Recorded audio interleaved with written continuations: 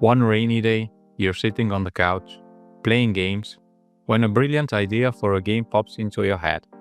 You start to wonder, how hard can it be to make a game? You've heard it can be one of the most satisfying things you'll ever do, bringing your own world to life with no limits to your imagination. Imagine turning your ideas into reality, then sharing that reality with the world. Feeling optimistic, you start searching online and find tons of people saying, "Start learning game development. The market is always looking for new developers." Encouraged, you begin to dream. What if this idea makes me rich overnight? What you don't know yet is, only about 7% of indie games make enough money to fund a second project, and around 70% of indie games on Steam earn less than $5,000 in total. But you're not paying attention to that. You're focused on your dream. So you click on a video titled 5 Steps to Become an Indie Game Developer. It feels like destiny. You hit play.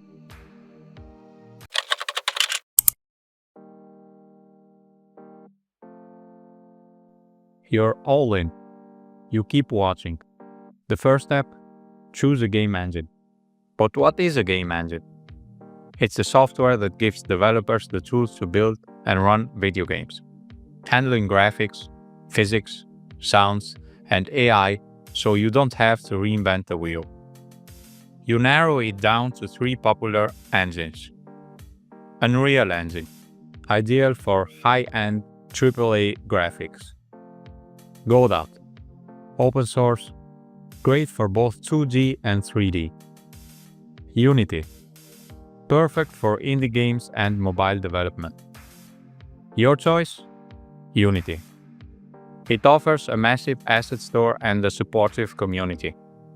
Great for someone who might struggle with design and art. If there's a bug or an issue, someone has probably already solved it.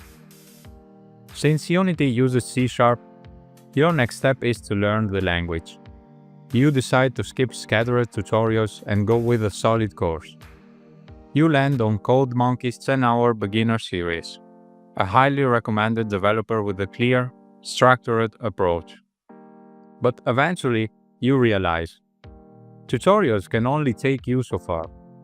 To truly grow, you'll need to read the documentation, understand errors, and solve problems independently. You resist the urge to dive straight into your big idea. Instead, you start small, tiny games that teach you how to work independently.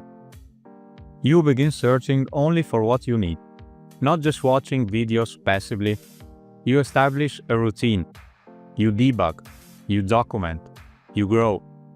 And you learn this isn't just about ideas. It's also about writing clean code, functional code, designing effective user interfaces, choosing and using the right assets, creating compelling level designs, understanding the full game loop. Still, you're passionate, and now ready for the next step.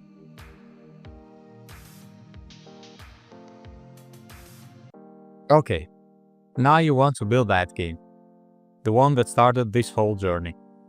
But first, what kind of game is it? A platformer? Puzzle?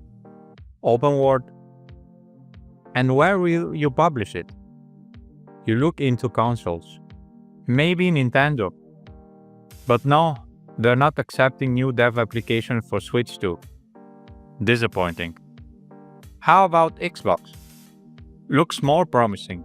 You'll need to sign NDAs, submit your concept for review, go through certification, and get marketing help from Microsoft. Sounds complicated. And Sony? It's similar. Register as a developer, request a dev kit, pass certification, and publish. Again, doable, but seems something more for big companies. Then you think, what about Steam? Steam seems manageable. Many indie devs launch there, and some make millions. It's still tough, but much more approachable. You choose Steam. Finally, the moment arrives. You spent years learning, building, failing, and trying again. Now it's time to make your dream game.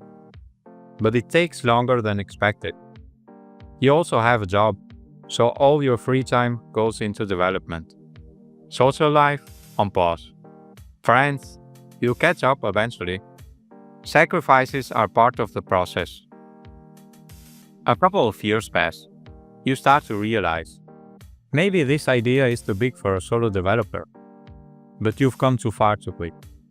So you decide to release the demo, confident people will love it.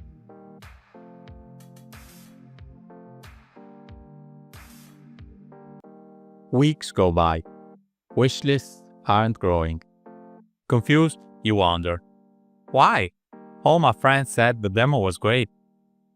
Then it hits you. Marketing and networking matter a lot. You begin sharing your journey online. You show your passion, hoping others feel it too.